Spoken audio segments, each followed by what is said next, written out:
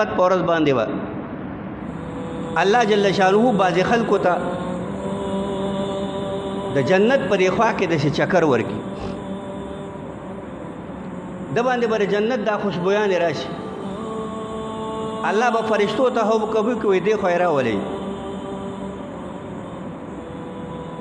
چې د الله خوا له راشي، نو الله جل شانه به ورته جهنم حکم کوي دې جهنم ته بوځئ.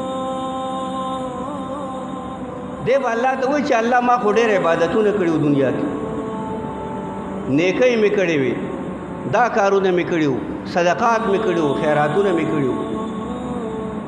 الله رب العزت به ورته وفرمایي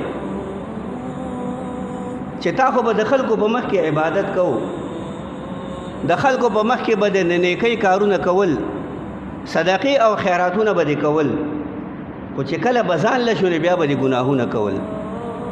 د خلکو نه دې حیا کوله، زما نه دې حیا نه کوله.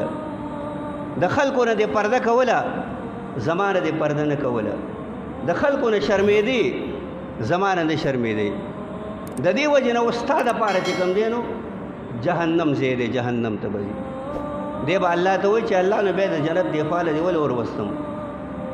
الله به ورته وایي چې مقصد مې پکې دا و چې جنت دا خوشبویانې د باندې درشي، د جنت دا نظارې وګوري او د دې نه پس چې کوم دی جهنم کې داخل شي. ځکه په دنیا کې که یو انسان اعمال کوي دی صرف د الله جل شانه د رضا دپاره کوي. که د الله جل شانه رضا پکې مقصود نه وي، دغه عمل د ده دپاره د هلاکت ذریعه ګرځېدی شي. او که د الله رضا پکې مقصود وي، نو دغه عمل د انسان دپاره د جنت د تلو ذریعه ګرځېدی شي.